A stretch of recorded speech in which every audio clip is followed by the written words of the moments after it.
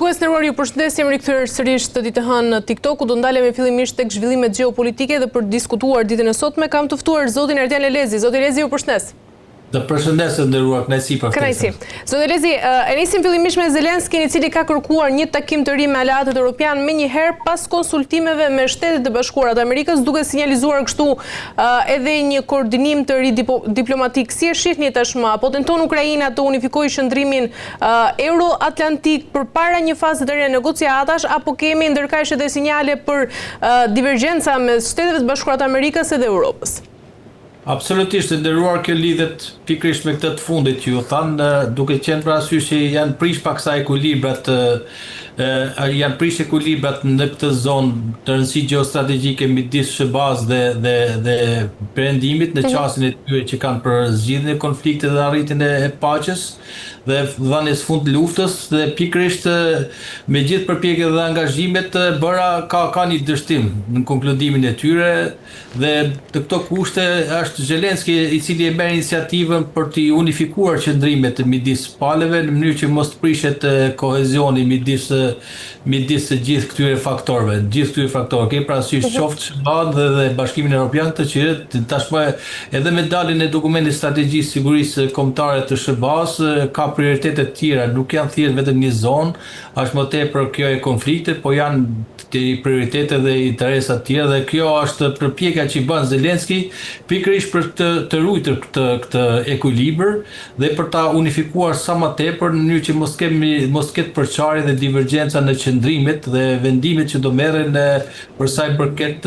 arritjes së paqes dhe marrëveshjes. Për kjo është ajo që bën një investim që bën Zelenski në këtë drejtim. Kemi parasysh që janë një odise takimesh që cilët për hir të vërtetës kanë dështuar dhe nuk kanë dhënë atë produkt, dhe kërkon që përmes këtyre takimeve Zelenski çfarë t'jape sinjale për unifikimin e gjithë qëndrimet që bëjnë aktorët, qoftë perëndimi i përçar, po edhe SBA-ja, në mënyrë që të sa më pak të reduktohen divergjencat midis tyre. Është më tepër një qasje edhe strategjike, kemi parasysh rolin që ka SBA-ja në këtë drejtim, si forcë kryesore, ushtarake, fuqinë e saj diplomatike, ekonomike, po pa neglizhu këtu edhe faktorin evropian, i cili çfarë ka rolin e saj përcaktues për sa i përket zbatimit sanksioneve, por edhe për anën ekonomike dhe si një litar i rëndësishëm diplomatik, tashmë i cila nuk mund të neglizhohet. Zelenski tenton të vënë në balancë pikërisht këto elemente, të ruajë ekuilibrin dhe kohezionin strategjik të gjithë aktorëve, por edhe të jap një farë mënyre të jap edhe perëndimit nga njëra në peshën e vet, në mënyrë që mos avantazhohet shumë SBA-ja në qëndrimet e saj, të cilat nuk i konvenojnë Rusisë, nuk i konvenojnë Ukrainës, por që Bashkimi Evropian dihet që ka dihet që ka ato qëndrimet e veta, është më kategorike dhe më pro asaj. Dhe përpjekja edhe ky qëndrim i Zelenskit është për unifikimin e qëndrimeve që kanë të dy palët, duke mos e neglizhuar absolutisht edhe Evropën, por duke e përfshirë atë në negociata. Nga ana tjetër, zoti Elezi, a është duke përdorur Rusia presionin ushtarak pra si një mjet për të forcuar këtu dhe pozicionin e saj negociues, sepse ndërkohë që flitet për diplomaci, Ukraina nga ana tjetër raporton dhe intensifikimin e sulmeve ruse në vijën e frontit? Absolutisht e nderuar, kjo do ne dim doktrinën ruse të luftës, është edhe rasti tipik që po e konkludon gjithçka në terrenin e luftimeve, nuk cedon absolutisht në ato, madje përmes saj kërkon ta përdorë edhe nesër të kryesën e vizitimit si një mjet presionit diplomatik në mënyrë që zhvillimet në terren, ato të cilët ajo i ka konkluduar, i ka rrit, duke quajtur këtë si një operacion special, jo një luftë totale, në kuptimin e asaj që nuk e ka përshkallëzuar luftën në gjithë dimensionin e një lufte totale, në kuptimin e saj, po duke fokusuar te kjo zona me rëndësi saj strategjike, operacionale, taktike, dhe gjithë vëmendja aty është përqendruar dhe nuk lëshon penga këto nga këto pozicione, madje intensifikon asaj në situata cili vinë afër diskutimi për arritjen e paqes për të treguar si mjet presione që këto janë fait accompli dhe nuk mund të cedojë dhe nuk mund të tërhiqen prej tyre. Do në një farë mënyrë tregon edhe forcën që ka Rusia për ta vazhduar luftën, për të marrë pozicionet që ka edhe për treguar edhe presionin diplomatik, politik, ushtarak që në tërëzën e bisedimeve jam unë ai që vendosit dhe objektivat e mi absolutisht nuk do të neglizhohen. Kjo është një farë mënyrë forca e Rusisë në dallim me perëndimin, aq më tepër edhe me Ukrainën, e cila ndihet e pazonja për të përballë. Kemi parasysh ato që po ndodh dhe situata është një shprehje tipike e realizimit të doktrinës ushtarake ruse e përdorur në rastin konkret si mjet diplomatik, një mjet diplomatik, e cila fal këtij rezultati Rusia është më komode në kuptimin e asaj që kërkon, dhe nuk kemi një tërheqje saj nga ato arritjen e atyre objektivave të saj final strategjik. Qartë, zoti Lezi, nga ana tjetër, në një moment kur Shtetet e Bashkuara të Amerikës po rishikojnë edhe prioritetet globale, Zelenski thekson se ka nevojë për konsultime në një rreth më të gjerë me partnerët evropian. Mendoni se tashmë Ukraina po kërkon një rol më të fortë të Europës në gjithë procesin e paqes? Po absolutisht e nderuar, sepse ka këtë dilemën e pasigurisë Ukraina e ka, sepse SBA-ja, siç e tham edhe në pyetjen e parë, SBA-ja ka prioritetet e saj të materializuar tashmë dhe të formalizuar dokumentin e ri të strategjisë sigurisë, ku vëmendja është Europaqësori, është Euroazia, pjesa tjetër e gjithë bota, janë shqetësimet globale dhe pikërisht për të rritur një lloj balancimi të fuqive dhe mbështetjes që kërkon në rastin konkret, pikërisht nga ky shpërqendrim vëmendje i SBA-s dhe këtyre prioriteteve reja që ka dalë, kërkon të japë Evropës një rol të saj. Po kjo nga ana edhe Evropa e shfrytëzon për zveti këtë, do të thonë do që të përditësohet, do të ta përfitojë sa më tepër në lidhje me eksperiencën dhe situatën në Ukrainë në funksion të realizimit atë dimensionit jo të fortë të saj politik ushtarak dhe të mbrojtjes dhe çështjet e sigurisë dhe pikërisht nisur nga kjo edhe Evropa ka një harmonizim të qëndrimit veta me ato të interesin Ukrainës, sepse një dështim i skenarit Ukrainës do të thotë që edhe një dobësim i Evropës si aktor i fuqishëm në marrëdhënie ndërkombëtare dhe është rasti për ta dëshmuar këtë Evropa dhe pikërisht këtu Evropa është shumë e fortë dhe nga Ukraina po të themi që është shumë afër Evropës në qëndrimet e veta në dallim me skenarit tanë amerikan dhe prioritetet amerikane të cilet America First dhe kur themi America First kemi parasysh interesat e saj në raport me çdo problem tjetër. Por që nuk i neglizhon aleatët, por thotë që aleatët të kenë edhe ato në vëmendjen e tyre shqetësimet në përballimimin e sfidave të sigurisë vetë, me bërjen e detyra të shtëpisë duke u përqendruar në burimet e tyre, duke ripar dokumentat e strategjisë sigurisë, duke parë marrëdhëniet me NATO-n, sikundër dhe forcimin e atyre dimensioneve që tham, të cilët tashmë janë ndërgjegjësuar gjithë shtetet e Evropës, por që duan edhe ato kohën e tyre që të konkretizohen për sa i përket realizimit të këtyre objektive. Kemi parasysh politikë Common Security Defense Policy, politika e sigurisë dhe mbrojtjes europiane, bashkëpunimi me NATO-n, e cila çfarë do të delegohet leadershipi i drejtimit saj së paku i deklaruar si tillë në 2027, por që si koha është një kohë jo e mjaftueshme dhe reale që Evropa ta marrë vetë për ballimin e këtyre sfidave i larg mbështetjes amerikane, sepse është diçka e pamundur por që është rrit shkalla ndërgjegjësimit të Evropës dhe shtetet europiane për sa i përket çështjeve të sigurisë, ushtrisë, mbrojtjes përbashkët e kështu me radhë. E qartë, zoti Lezi, nga ana tjetër, tashmë që lufta është në vitin e 4, por sigurisht deri më tani nuk ka një zgjidhje dyshartë politike, apo shohim një zhvendosje nga synimi përfitore strategjike drejt menaxhimit të këtij konflikti? Po, edhe ashtu është e nderuar sepse lufta në vetvete ka shumë kosto, ka shumë investime, ka shumë harxime, don dëmet materiale, dëmet humane, si kundër edhe lodhje psikologjike. Dan fakti i tregoj që një luftë 4 vjeçare nuk arrit, po themi, nuk arrin deri të fundit saj, është shoqëruar dhe me këtë bilans stresi, humbjesh dhe lodhje, do të thotë që nuk ka të fituar në kuptimin e skenarit përfundimtar të saj dhe pikërisht këta synojnë edhe palët, sidomos Rusia nuk po potencon për të shkuar më tej, do në kuptimin e një lufte frontale dhe totale, sa po gjithmonë i ka ngelur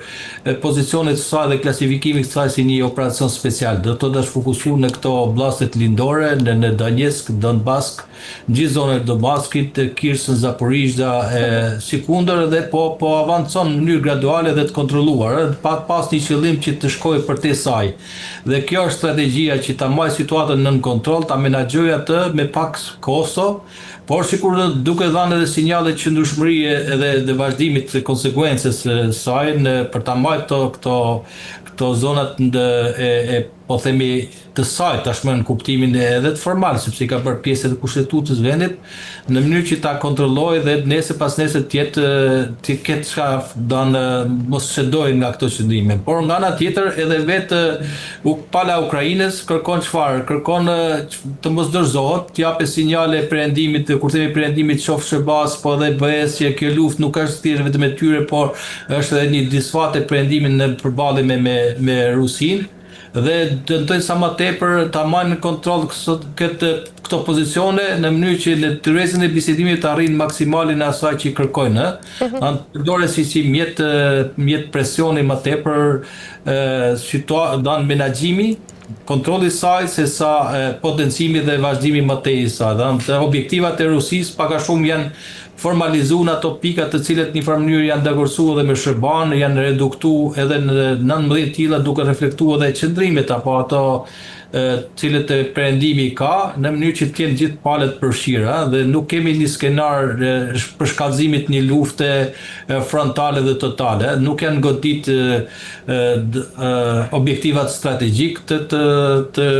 Ukrainës, kemi parasysh këtu objektivat që kanë bërë me institucionet vendimarrëse të një shteti, por janë mjaftuar në zonën e luftimit dhe brenda atij teatri, kuptohet çdo gjë tentohet marrë nga palët nën kontroll. E qartë, zoti Lezi, nga ana tjetër, sa e varur është aktualisht Ukraina nga vendimarrja amerikane dhe nga ana tjetër, sa hapësirë reale manovrimi ka Europa këtu? E nderuar, kemi parasysh çfarë përfaqëson Amerika. Kjo luftë nuk mund të vazhdonte, nuk mund të niste edhe të vazhdonte edhe të mahet si e tillë pa mbështetjen amerikane, duke pas parasysh që është lojë interesi amerikan, është interesi amerikan, kemi parasysh fuqinë që ka, fuqinë ushtarake, politike, ekonomike, teknologjike e gjithçka. Amerika është financuesi kryesor apo kreditori kryesor i kësaj lufte dhe pikërisht nisur nga kjo është bërë ai bilans, ku ka reflektuar edhe qëndrimet amerikane dhe diskutimet që janë marrë dhe bisedimet bilaterale mes palëve dhe her pas here edhe pak në kuptimin e atyre të cilët janë bërë të dukshme për publiku, kemi parasysh takimin në Shtëpinë e Bardhë, ku kishim divergjenca mes palëve dhe Amerika është kryesore dhe pa Amerikë dhe pa mbështetjen amerikane, kjo një ditë nuk mund zgjasë. Kemi parasysh fuqinë mbështetëse ushtarake, logjistike, teknologjike, në aspektin e gjithë arsenalit të armëve dhe sistemet mbrojtjes raketore apo të gjithë atyre sulmuese. Në ana tjetër edhe perëndimi nuk neglizhohet, kemi parasysh të që thamë që perëndimi është pjesë e zbatimit të sanksioneve, po sikundër ka edhe një fuqi, një rol shumë të madh diplomatik dhe negociues në këtë drejtim, por edhe nga ana tjetër këta shef edhe një si çështje të sigurisë së saj ekzistenciale, sepse në një skenar po themi hipotetik të nesmen, në një dështim i Ukrainës mund vijë po themi një kërcënim gradual edhe ndaj shteteve të tjera të Bashkimit Evropian, kemi parasysh mas fundit të ekspozuar këtë lloj rrisje janë ato kufitare, që nga vendet baltike, po edhe ty në veri të saj, apo Polonia e tij kështu me radhë, që do të thotë një cënim edhe interesave të këtij unioni, ndër shtetet anëtare të saj. Dhe si e tillë ka një lloj varësie, po themi relative, por edhe po themi të shumë thelbësore midis SBA-s dhe Bashkimit Evropian në këtë konflikt.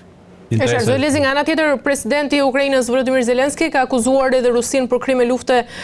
edhe sulme ndaj infrastrukturës civile. Sa ndikim real kanë këto akuza në të gjithë arenën ndërkombëtare? E nderuar, presidenti Zelensky dhe Ukraina, të sjedhoi vetëm Ukraina, po edhe Bashkimi Evropian, i cili është mbartës i këtyre zëdhënës i këtyre institucioneve në kuptimin e adresimit përgjegjësisë për shkaktarët e luftës, për krime kundër njerëzimit, për krime luftës, cënimi i drejtës ndërkombëtare, të cilët e drejta luftës i ndalon edhe në kohë lufte, çfarë i ndalon edhe krimet kundër njerëzimit, kundër infrastrukturës civile kështu me radhë, do ta përdorë si kartë edhe për të kërkuar legitimitetin e kërkesës, përmbushjes kërkesave të saj. Është një kartë morale, një kartë ligjore që ka referencat e saj kushtetuese, për ta përdorur edhe si mjet presioni nesër në tryezën e bisedimeve dhe për ta shantazhuar atë në mënyrë që ta afrojë sa më afër, sa më dan të jetë pjesë e diskutimeve dhe negociatave dhe për përshpejtu edhe arritjen e paqes dhe uljen e palëve në bisedime. Por që koha ka treguar që pala ruse dhe presidenti Putin nuk është i shtepër përpara këtyre, i shef si pjesë e lojës, si ban lojë, po themi politike, diplomatike, në përpjekjet e tij që bën Ukraina në rastin konkret për të krijuar legitimitet për të denoncuar qeverisjen e Rusisë dhe regjimit të tij, një regjim i cili po kërkon nuk ka legitimitet sepse po bën krime lufte dhe dënohet nga gjithë opinioni publik ndërkombëtar, por që në kohë lufte kuptohet, koha e ka treguar që këto harxhime, këto kosto janë të tilla saqë nuk i kanë vendosur prioritar janë arritja e objektive dhe qëllime strategjike në raport me cënimet e drejtave të lirive të themelore të njerëzit, me të kartës OKB-s, me drejtën ndërkombëtare të luftës dhe këtyre, sidomos këto institucionet e vokacionit ndërkombëtar të qoftë drejtësisë penale janë sfiduar përballë këtyre skenarëve, sepse kanë prevaluar interesat gjeostrategjike, geopolitike të aktorëve. Dhe këtu kemi një dyzim, të gjithë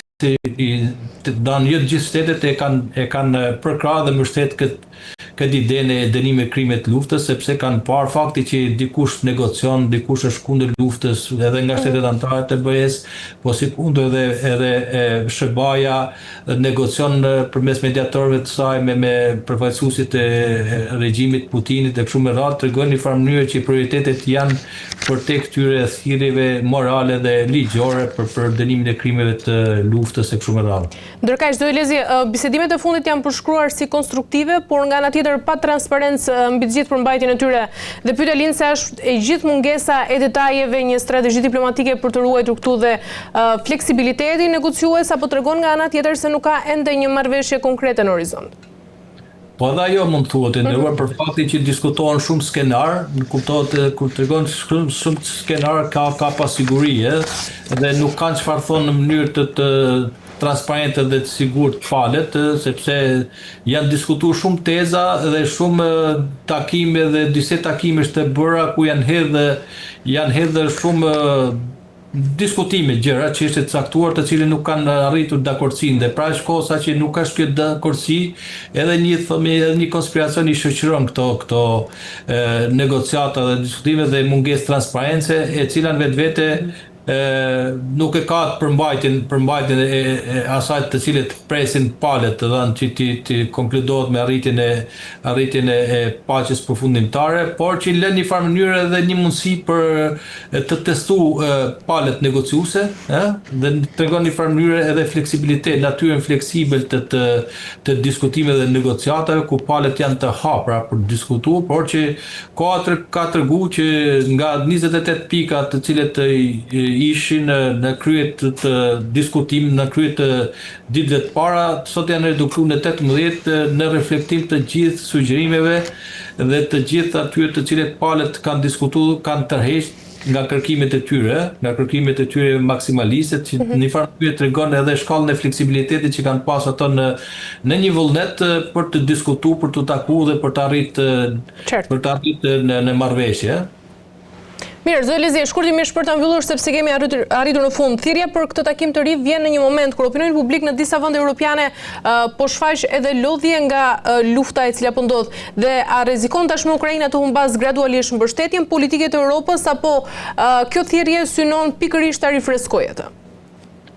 Po, është kjo frikë nderuar për shkak të faktit që opinioni publik në qeveritë perëndimore janë të prirur që në vendimarrjet e tyre të marrin edhe verdiktin e opinionit publik dhe shpesh presioni i këtij opinioni publik është i tillë sa që ka përcaktuar dhe ndryshimin e qendrimeve për vendimarrje të caktuara në çështje të rëndësishme dhe pikërisht në një moment të lodhjes që kjo kemi parasysh kozgjatjen e luftës për 40 vitesh ku nuk kemi rezultate konkrete për përfundimin e saj, është kjo frikë dhe ky moment shfrytëzon këtë momentum e Zelenski për të bërë një rifreskim të unitetit të kërkuar për vendet e Bashkimit Evropian, po dhe të Amerikës, kemi parasysh të nisur nga fakti që opinioni publik kërkon stabilitet, kërkon paqe dhe është kundër luftës dhe pikërisht nga kjo frikë është kjo përpjekje Zelenski për të unifikuar qëndrimet e Bashkimit Evropian dhe Perëndimit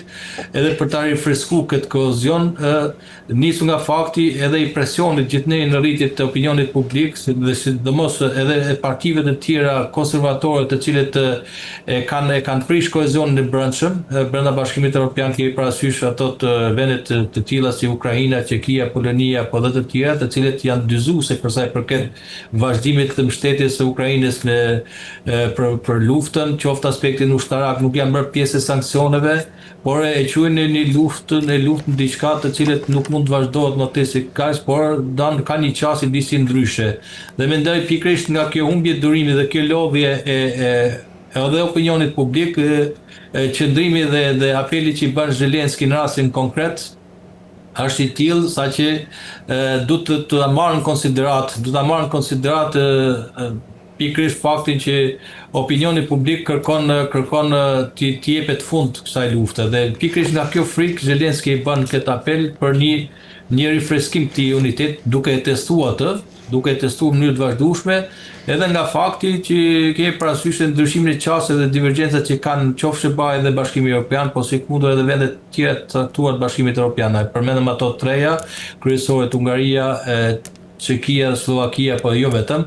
sikundër edhe të tjera vende të cilat në një farë mënyrë janë konservatore dhe kërkojnë mbështetjen e kësaj e Ukrainës, pikërisht nga fakti frika që mund të vijë nga përshkallëzimi i luftës kufit e tyre, kemi rastin e vendeve baltike, Polonisë apo vendet nordike të cilët kanë një traditë neutraliteti, por që kanë qenë shumë të fokusuar në çështjet e sigurisë dhe mbrojtjes për investimet që kanë bërë dhe tashmë janë edhe pjesë e NATO-s dhe kanë edhe ato prioritetet e tyre duke qenë vija parë e frontit në mbështetje të Ukrainës, por që vendet e tjera janë më hezituese, qoftë ato të Evropës qendrore, po edhe të tjera të cilët nisen nga interesat dhe konsideratat e tyre edhe ekonomike, ato prioritetet të tjera të marrëdhënieve që kanë dhe kurzohen nga eksportet e naftës dhe ekonomia e tyre është ndërvarur për tyre dhe kjo shifet edhe në qëndrimet që ka dhënë që është një situatë e paqartë dhe pikërisht nisur nga kjo frikë, Zelenski i bën këtë apel edhe për të ruajtur kohezionin e brendshëm, por edhe për të testuar se sa e unifikuar do të jetë Bashkimi Evropian përballë dhe sfidës së lodhjes, por dhe presionit opinionit publik i cili në drejtën e tij kërkon të japë fund luftës dhe kërkon paqe, stabilitet, rritje ekonomike, sepse lufta ka ndikuar në gjendjen e tyre ekonomike, financiare, sociale, shpirtërore kështu me radhë. Është një skenar i cili ka shumë pasigurinë vetvete, pasiguri të cilët Zelenski e shfrytëzon në një moment lodhet jo vetëm të Ukrainës vetë, por edhe vetë faktorit ndërkombëtar, kryesisht të Bashkimit Evropian, perëndimit përçar. E qartë, mirë, zë Lezi, kemi arritur në fund, t'i falenderoj shumë për gjitha informacionet që ndatë sot për mua. Të përshëndes, nderuar kënaqësi për ftesën. Faleminderit shumë. Mirë, të nderuar teleshikues, ishim me zotin Ardan Elezi ku folëm për Rusinë dhe Ukrainën, do të bëjmë një pushim të shkurtër dhe më pas rikthehemi sërish.